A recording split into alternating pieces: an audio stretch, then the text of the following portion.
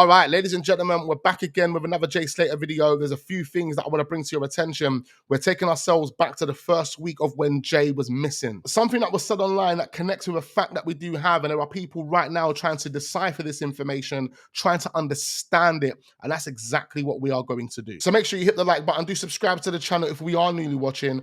I want to check this out first, ladies and gentlemen. A message from Lucy. She's saying on Instagram, if you know something about Jay's whereabouts, I need to know. I'll pay anything for him back.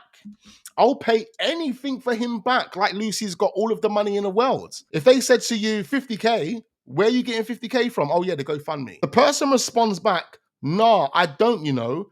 Everyone coming for me. Everyone coming for me. Well, we know who this person is then, don't we? There's only one person this can be, ladies and gentlemen, and that is Ayub Qasim. Yeah, this is Ayub Qasim. Everyone coming for me. For whatever reason, this paragraph underneath that has been scrubbed out. Why? Why would people do that? Why would they post this information and scrub out a paragraph? Lucy says to this person, please, if you do, we will pay anything for him back safe. This person says, mate, I swear to you, I'm literally in England. So Lucy is sending messages to Ayub to make it look like, and Ayub is responding back saying, oh, everyone's coming for me. This screenshot was actually posted on the 26th of June. Bearing in mind, Ayub would have taken on the face of the case from the 21st of June when Jay Slater's Instagram got hacked, remember, when he posted those pictures up. So you're telling me after 5-6 days, Lucy is randomly messaging Ayub, because it can't be anyone else, she's messaging Ayub on Instagram to make it look like she is asking, where is Jay? Where do you know the whereabouts of Jay? He was last with you. I'll pay you anything you want. Now, one thing I do want to add, just to correct myself here, although this was published on the 26th of June, it doesn't necessarily mean this message between Lucy and Quack Quack would have been on the 26th of June. This message could have been on the 21st, it could have been on the 22nd, it could have been on the 19th. We don't actually have the timestamp.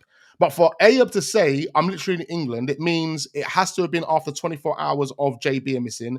And for two, for Ayub to say everyone's coming for me, it has to have been after the 21st of June. It couldn't have been before that. Even then, it could have been later than that. Because although Ayub would have been posting those pictures on the 21st of June, Mark Williams Thomas didn't leak his name until like the 3rd of July, which is how many days over a week later. But technically, nobody would have known who he was prior to the 26th, using the timestamp for when this screenshot was posted. Nobody would have known who he was prior to that date for them to be coming for him. Like, who would have known? Who would have really known at that point that Quack Quack or Ayub had something to do with Jay? Why would they be coming for him? Why would they be saying things? See, Lucy had the same reactions for why she done her interview off cam.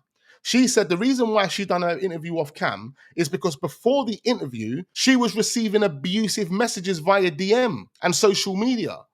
And I'm thinking, hold on, scratching my head, how the hell did all of these trolls magically appear? They all magically appeared. Why? Before you've even done an interview, before anyone knows who Quack Quack is, or before anyone knows who Ayub is. Who could possibly be trolling Lucy? Who could possibly be the person that would have sent, oh my God, it just hit me.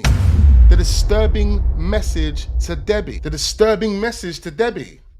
You're never going to see your son again. See, that was the first troll message, right? That you then have Lucy, before doing her interview, saying she'd done her interview in that way because she was receiving messages from trolls, abusive messages. And I honestly think Lucy said that purposely. The reason she said that is because she would have known at that time that disturbing message would have already been sent to Debbie.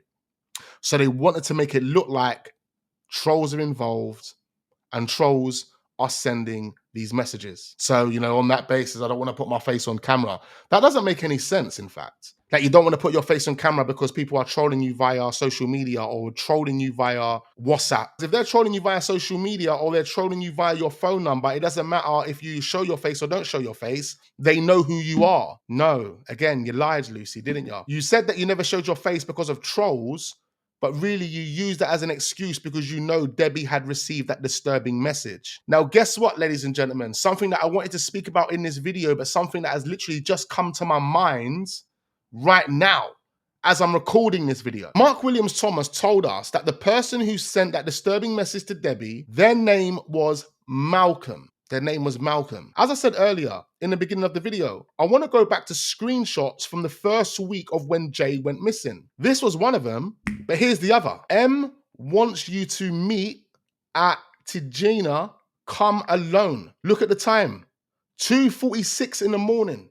That would have been the time when Jay sent that message to Lucy saying he's just been kicked out of the nightclub. This person says, bring the bag of money at 3:04. Now this screenshot, ladies and gentlemen, was published on TikTok on the 24th of June. So again, the first week of Jay going missing. See, at this point, we don't know much about the case. We don't know at the time that there's information out there that's going to be later revealed to us, which is going to be deemed as a fact that's going to bring us back to this screenshot, which was published on the 24th of June. And not only that, the times link up with the times where Jay told Lucy he's been kicked out and he can't get back in. And they've got a marker on him. Now, people are sitting there thinking, Wax, what are we going on about? What are we really going on about? Firstly, I don't think the times are a coincidence. This is all happening at the same time as Jay's messages being fabricated on his own phone. Remember, I believe they had Jay's phone. It wasn't Jay sending messages to Lucy saying that he's just been kicked out and they've put a marker on him. But not only that, ladies and gentlemen, when we get to the documentary, what do we get to see? We get to see Jay's phone. Now, why is this so crucial, ladies and gentlemen? Why is it so crucial? I want to show you why it's so crucial. Why it's so crucial, ladies and gentlemen, is because when we actually go to the documentary, we see that letter M on Jay's phone. The letter M. So not only do we have a screenshot from the first week of Jay going missing with a message that seems to be dedicated to Lucy saying that M wants to see you, more or less. Who's M? And then a whole year later, we get the documentary to see Jay's phone, and one of the numbers dialed in Jay's phone is M. It means whoever put that screenshot out there saying M wants to see you, they were telling the truth the whole entire time. Because how would they know who M was? How would they know to say M wants to see you? How would they know that? There's another thing that I want to mention as well. There was two girls recently that have come forward. Mia Louise Hunt and Pippa Harriet.